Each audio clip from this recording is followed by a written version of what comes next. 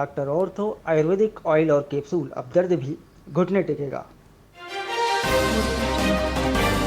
National Herald पर छत्तीसगढ़ विधानसभा में हंगामा। आखिरी दिन सदन में कांग्रेस ने किया विरोध। तख्तियां लेकर कांग्रेस विधायकों की नारेबाजी।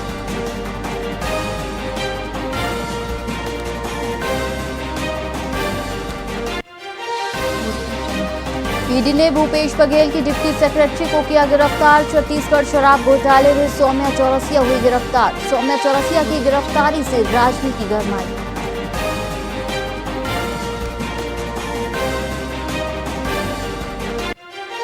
मरवाही में किसानों ने किया चक्का जाम। धान खरीदी समस्याओं को लेकर भारतीय किसान संघ का प्रदर्शन। किसानों ने उग्र आंदोलन की भी चेतावनी दी।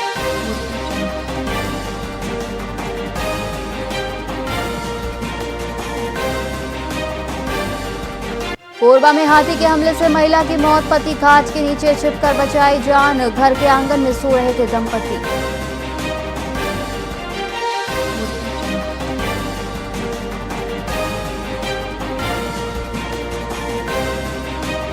दुर्ग में आज से पंडित प्रदीप मिश्रा की कथा शुरू। 450 पुलिसकर्मी रहेंगे तैनात। सीसीटीवी ड्रोन कैमरों से होगी कथा स्थल की निगरानी।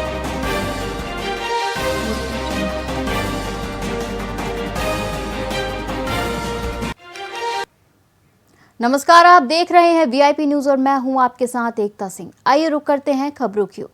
छत्तीसगढ़ विधानसभा के शीतकालीन सत्र के चौथे दिन कांग्रेस विधायकों ने सत्यमेव जयते की तख्तियां लेकर सदन में हंगामा किया।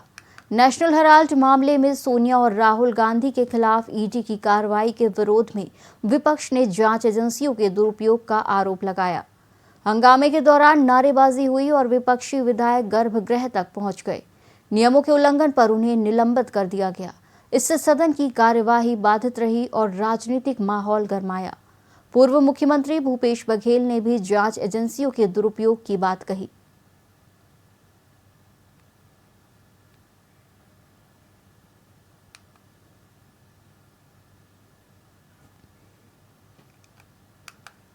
पुनर्वास से पुनर्जीवन अभियान के तहत दक्षिण बस्तर क्षेत्र के 34 माओवादी कैडरों ने हिंसक रास्ता छोड़कर समाज में शामिल होने का निर्णय लिया।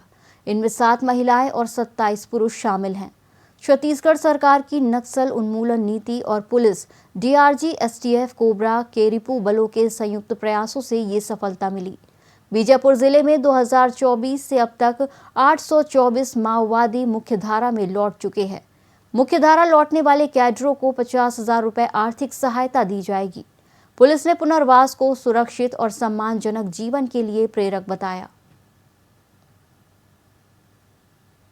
आज हमारे लिए खुशी की बात है कि आज 34 जो माओवादी कैडर के लोग हैं वो बीजापुर में आत्मसमर्पण कर रहे हैं, जो पुनर्वासित हो रहे हैं। इसमें जो मुख्य रूप से एक डीवीसीएम है, साथ में कंपनी पीएलजी जो कंपनी नंबर 2 जो खासकर जो वेस्ट बस्तर डिवीजन में कार्यरत है उसके 2 मेंबर्स हैं।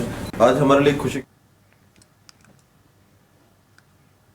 चतरा शहर के शहादत चौक क्षेत्र से जुड़े एक प्रतिनिधि मंडल ने जिला परिषद उपाध्यक्ष बिरजू तिवारी के नेतृत्व में सदर थाना पहुंचकर थाना प्रभारी से मुलाकात की। प्रतिनिधिमंडल ने कुरैशी मोहल्ला में गौकशी, नशाखोरी और छेड़खानी की बढ़ती घटनाओं पर गंभीर चिंता जताते हुए इन पर सख्त कार्रवाई की मांग की।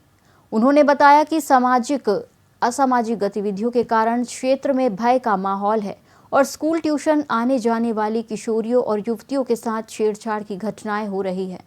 थाना प्रभारी विपिन कुमार ने मामले को गंभीरता से लेते हुए पुलिस गश्त बढ़ाने और कार्रवाई का आश्वासन दिया। गेट आए थे यहाँ पे कि एक उन्हीं के सटे हुए एक मोहल्ला है, कसाई मोहल्ला, जिसमें प्रत्येक दिन आपत्तिजनक जानवरों का बलि दिया जाता है, जिससे शहादत चौक के सभी मुस्लिम समाज के लोग काफ़ी आहत थे और ये थाना को सूचना भी किए थे। और इसी निमित्त आज इन्होंने आवेदन लिख के और मुझे भी उस डेलीगेट में शामिल किया है। तो हमने थाना प्रभारी से भी आग्रह किया है कि ऐसे जो भी आपराधिक तत्व के लोग हैं उन पर कार्रवाई करें, क्योंकि सामाजिक समरसता के साथ साथ हमारे हिंदू और मुस्लिम एकता का भी प्रतीक है। और चूँकि राष्ट्रीय पशु में गाय का नाम शामिल है। तो ऐसे में हम सभी चाहते हैं कि हमारा चतरा सुखी चतरा सुंदर चतरा हो। गेट दुर्ग जिला सहकारी केंद्रीय बैंक के अध्यक्ष पद पर पुनः नियुक्ति के बाद किसान नेता प्रीतपाल बेलचंदर ने भाजपा संगठन, मुख्यमंत्री विष्णुदेव साय और सहकारिता मंत्री केदार कश्यप का हृदय से आभार व्यक्त किया। उन्होंने कहा कि ये दायित्व सम्मान के साथ बड़ी जिम्मेदारी भी है।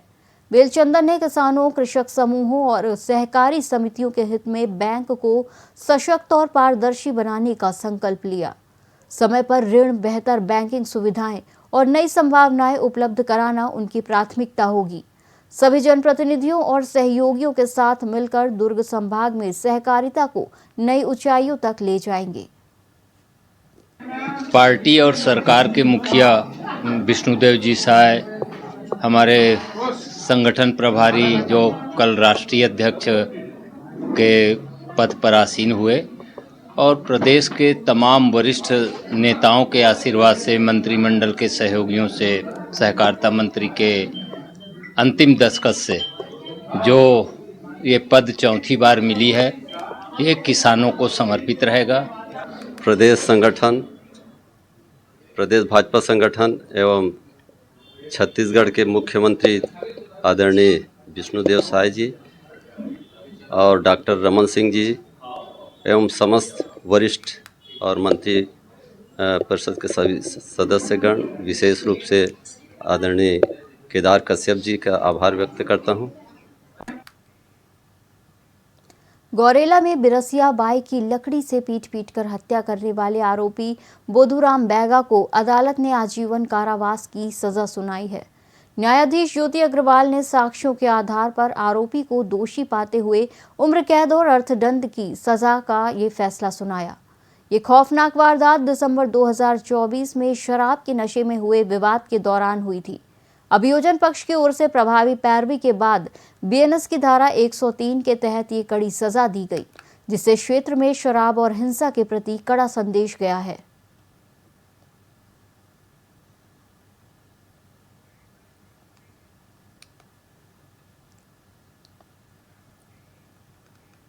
मनेंद्रगढ़ में 3 महीनों से शहर में घूम रहे मादा भालू और उसके 2 शावकों को वन विभाग की टीम ने पकड़ लिया है। भालू के डर से लोग घरों से बाहर निकलने में डर रहे थे और कुछ लोग घायल भी हो चुके थे। वन विभाग ने उच्च अधिकारियों से अनुमति मिलने के बाद पिंजड़े लगाकर लगातार निगरानी रखी। वहीं बीती रात विशेषज्ञ डॉक्टरों और पुलिस के सहयोग से ऑपरेशन शुरू हुआ। सुबह 2 शावकों को पहले पिंजरे में डालकर सुरक्षित किया गया। इसके बाद मादा भालू को ट्रैंक्यूलाइजर से बेहोश कर पिंजरे में रखा गया। अब भालू शहर से दूर छोड़े जाएंगे। बाकी जो है ऐसा कोई खास नुकसान ऐसा दिखा नहीं था, बट लोगों में थोड़ा भय था क्योंकि लोग देखते थे भालू तो। बट अभी थोड़ा सा जो है ना उग्र ज़्यादा हो गई। अभी एक ही दिन में 3 लोग के ऊपर भी अटैक की। तो ऐसे पिंजरा तो हमने लगा के रखा था, 3 महीने से लगा के रखा था, बट मतलब पिंजरे में नहीं फंस रही थी वो, क्योंकि 2 बच्चे भी थे साथ में, तो किसी सकरे जगह में नहीं जा रही थी वो। तो अभी जो है फिर हमने ज़्यादा ही अभी उग्र उसका बिहेवियर हो गया था, तो मैंने इसे परमिशन लिए जो है अपने पीसीसीएफ वाइल्ड लाइफ से जो है हेडक्वार्टर से रायपुर से, और उन्होंने अनुमति भी जारी किया कि इस पे, क्योंकि ये थोड़ा सा पेचीदा केस था कि अगर मादा भालू को पकड़ लें तो फिर बच्चे कहाँ जाएंगे। वो बच्चे अगर नहीं पकड़ पाए हम, वो जंगल में चले गए तो फिर वो मर जाएंगे फिर। तो ये समस्या मतलब गंभीर था एक। बट जो है हमने पिंजरों की संख्या बढ़ाई इस बार। गुरु घासीदास और कारण पंडारी से भी हमने पिंजरा लाया और अलग अलग जगह इस बार लगाया। बाकी जो है एमसीबी जिले के मनेंद्रगढ़ में 7 लोगों पर हमला कर दहशत फैलाने वाले भालू को बेहोश करने की तैयारी पूरी हो चुकी है। वन विभाग ने भालू के दोनों शावकों को पिंजरे समेत कॉलेज ग्राउंड में सुरक्षित रख लिया है, जबकि भालू अब भी कॉलेज के नीचे छिपी हुई है। मौके पर वन्य प्राणी चिकित्सक, राजस्व, वन और पुलिस की टीमें तैनात हैं और सुरक्षा के मद्देनजर कॉलेज ग्राउंड को खाली करा लिया गया है। शावकों के पकड़े जाने के बाद अब भालू को पकड़ने के लिए घेराबंदी तेज कर दी गई है।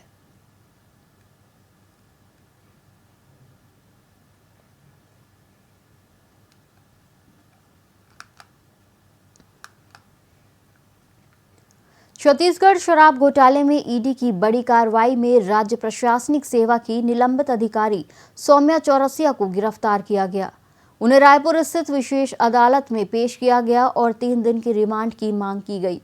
जांच के दौरान शराब और कोयला घोटाले से जुड़े कई आर्थिक लेन देन और डिजिटल साक्ष्य सामने आए हैं। ईडी ने सौम्या को पूछताछ के लिए तलब किया था, वहीं घंटों चली पूछताछ के बाद उन्हें गिरफ्तार किया गया। विशेष अदालत में दोनों पक्षों की दलीलें सुनने के बाद फैसला सुरक्षित रखा गया। मामले की अगली सुनवाई में आगे की कार्रवाई होगी। कि जो लिकर स्कैम का इन्वेस्टिगेशन हम कर रहे थे उसमें कुछ लोगों के स्टेटमेंट रिकॉर्ड किए गए, जिसमें मुख्य स्टेटमेंट था के अग्रवाल, के श्रीवास्तव, लक्ष्मी नारायण बंसल और निखिल चंद्राकर का। इनके जो सेक्शन 50 स्टेटमेंट है उसमें पता पड़ा, इन लोगों ने इस बात की स्वीकारोक्ति की है कि कुछ पैसा जो है शराब स्कैम का वो सौम्या चौरसिया को भी प्रदान किया गया है। पैसा लक्ष्मी नारायण बंसल के द्वारा आया है और उसका जो सप्लाई एजेंट था वो था निखिल चंद्राकर। तो निखिल चंद्राकर ने इस बात को स्वीकार किया है कि शराब स्कैम से रिलेटेड जो पैसा था लगभग 5 करोड़ का वो खुद लेकर के आया था। कि जो छत्तीसगढ़ की राजधानी रायपुर में दिव्यांग बच्चों को आत्मनिर्भर बनाने के लिए राष्ट्रीय दिव्यांगजन स्किल डेवलपमेंट शिविर का आयोजन किया जा रहा है।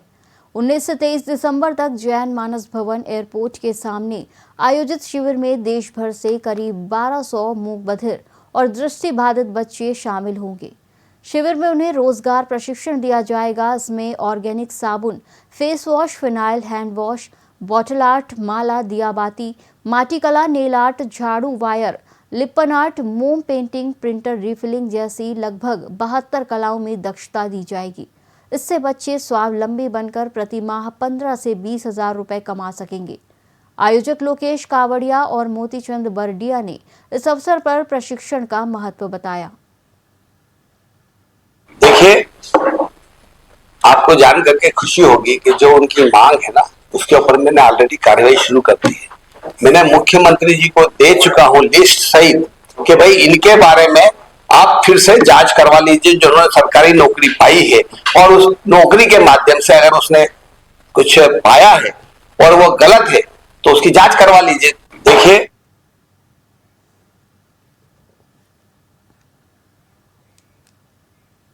भाजपा प्रदेश अध्यक्ष किरण सिंह देव ने नेशनल हेराल्ड मामले में कांग्रेस के प्रदर्शन को महज एक राजनीतिक स्टंट करार दिया है। उन्होंने कहा कि कांग्रेस को सड़कों पर हंगामा करने के बजाय अदालत में अपनी बात रखनी चाहिए। देव ने स्पष्ट किया कि यदि कांग्रेसी नेता निर्दोष हैं तो उन्हें डरने की जरूरत नहीं, लेकिन दोषी पाए जाने पर उन्हें न्याय संगत कार्रवाई के लिए तैयार रहना होगा। उन्होंने 2 टूक कहा कि इस पूरे प्रकरण में कोर्ट का हस्तक्षेप ही इसकी गंभीरता को साबित करने के लिए काफी है। ये पूरी तरीके से राजनीतिक है और पॉलिटिकल एक स्टंट है, मैं ऐसा मानूंगा, क्योंकि इसमें कौन सा विषय आ गया है। न्यायालय का जो विशेष अधिकार है उसमें उसने जो भी संज्ञान लिया है, कोई मामला खत्म थोड़ी हुआ है। अगर वो हम तो शुरू से इस बात को बोलते हैं, तो जब दोषी हैं तो फिर तो जो हो कार्रवाई न्यायालय का न्याय संगत कार्रवाई होगी वो होगी। ये पूरी